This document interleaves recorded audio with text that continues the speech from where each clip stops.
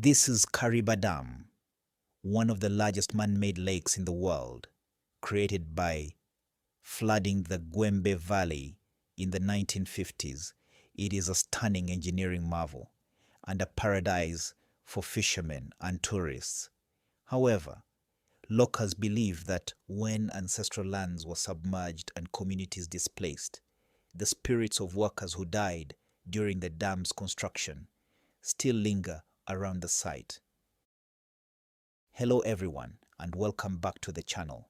Today we are going beyond the glossy travel brochures and talking about the places in Zimbabwe that keep locals whispering, the eerie corners, the abandoned estates, and the caves and cemeteries that are said to echo with voices of the past. Let's dive in, and if you haven't already, please subscribe. It's the best way to support our channel. In the 1950s, the Central African Federation needed power. The solution was audacious: to dam the mighty Zambezi River, one of Africa's largest, at the Kariba Gorge.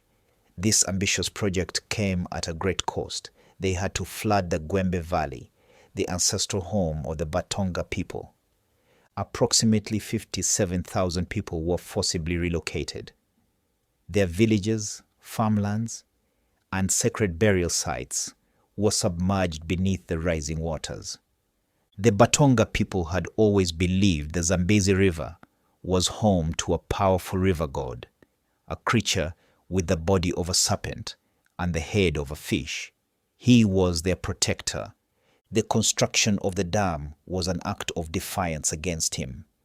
Legend says the dam wall separated Nyami from his wife. Enraged, he fought back. In 1957, a massive flood swept away part of the dam and construction equipment, killing several workers. Then, in 1958, another catastrophic flood hit, killing more men. The official death toll was 16, but local lore claims it was far higher, and that many bodies were never recovered. To this day, fishermen on Lake Kariba tell eerie tales: strange lights gliding over the water, phantom drums echoing in the night, and unexplained mechanical failures on their boats. The real human toll and maritime-style hauntings make the site emotionally heavy. At number 9, we have the Bulawayo Railway Museum.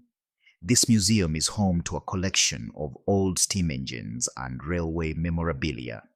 But by night, it's also known for its ghostly inhabitants. The Bulawayo Railway Museum is said to be haunted by the spirits of its past workers, the most famous being a former railwayman, often seen as a shadowy figure wandering between the carriages. Security guards are the primary witnesses, reporting the sounds of phantom footsteps on gravel, tools clanging in the dead of night, and the unmistakable scent of coal smoke long after the fires have died out. The long, treacherous road to the Bridge border is home to one of Zimbabwe's most famous urban legends, the phantom hikers. Drivers report seeing lone ghostly figures, not made of skin and bone, walking along the desolate roadside, sometimes even pleading for a ride. But when they slow down or look back, the figure has vanished into thin air.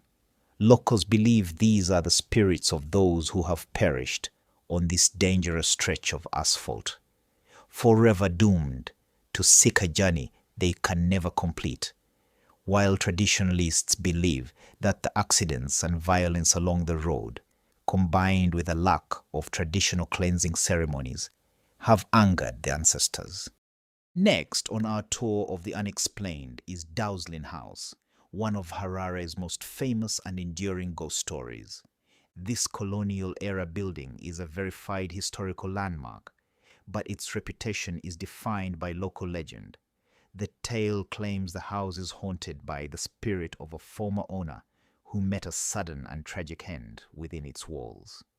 While the specific historical details of this tragedy are unverified and part of oral tradition, The experiences reported by passers-by are consistent.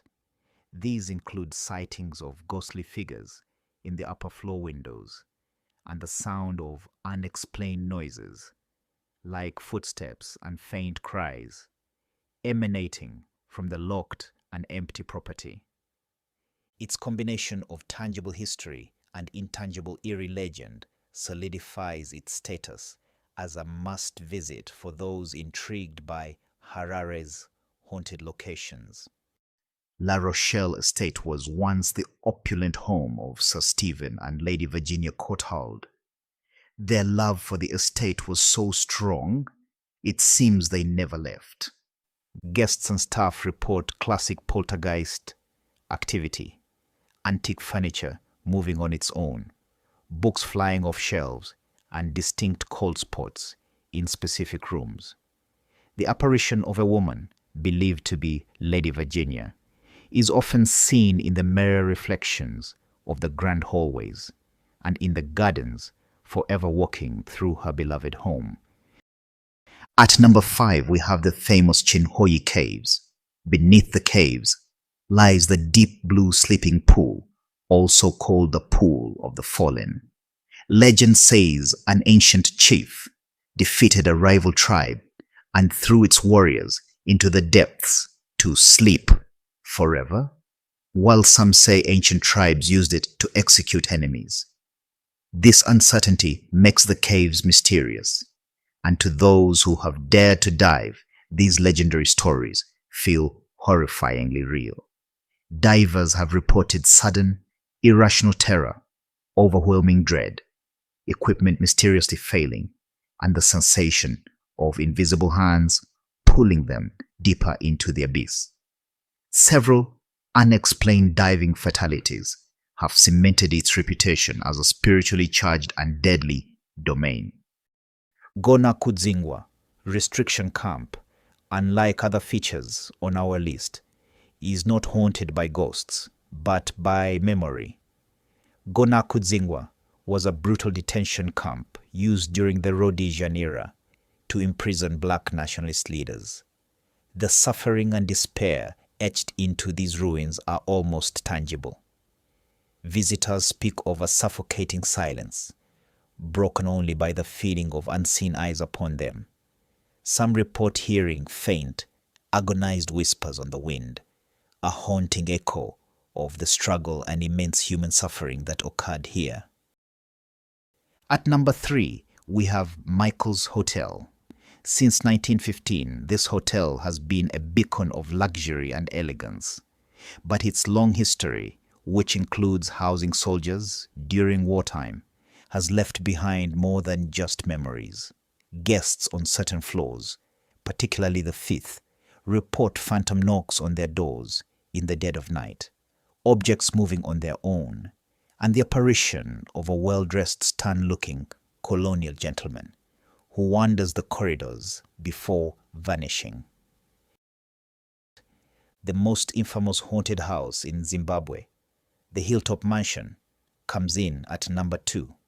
This 27-room monument to mystery and pure terror, rumored to have been built by a reclusive tycoon. It has been abandoned for decades, but its emptiness is somewhat a lie. Occupants who have tried to stay there reported waking up outside on the lawn, disoriented, with their belongings neatly packed beside them.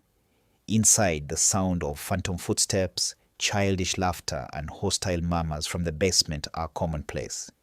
Its reputation is so severe that even authorities avoid it. This isn't just a haunted house, it's a place of active, intelligent, and malevolent haunting, cementing its place as one of the most famous haunted houses in Zimbabwe. The most terrifying haunted location in Zimbabwe isn't a house or a hotel, it's an entire city of the dead. Pioneer Cemetery takes the cup as one of the creepiest places in Zimbabwe. As one of the oldest cemeteries in Harare, the Pioneer Cemetery holds the remains of the city's first colonial settlers. But the energy here is not at rest. It is a chaotic, layered, audio nightmare. This location is so active, it has its own dedicated ghost tours. Visitors and dedicated ghost tour participants don't just report one ghost. They report a cacophony of disembodied sounds, the cheerful laughter of children playing between the graves, the grim synchronized marching of phantom soldiers, and faint whispering voices arguing in forgotten languages. But the most chilling legend, the one that elevates this place above all others, is the story of the spectral guide. This is not a passive spirit, it is an interactive, intelligent presence. A ghost that is often described as a tall, shadowy figure that seems to beckon visitors deeper into the cemetery's heart, leading them away from the gates and towards the oldest, most densely packed section of graves. Those who have followed it report feeling a paralyzing sense of dread and being surrounded by the overwhelming feeling of being watched by hundreds of eyes. The Hilltop Mansion attacks the body, but the Pioneer Cemetery attacks the mind. It doesn't just show you its ghosts, it assigns you one, making it the undisputed, most terrifyingly intelligent haunting in the nation. So, there you have it, the top 10 creepiest places in Zimbabwe. Do you agree with our number one? Would you dare to take the Mbare ghost tour? Let us know in the comments. See you in the next video.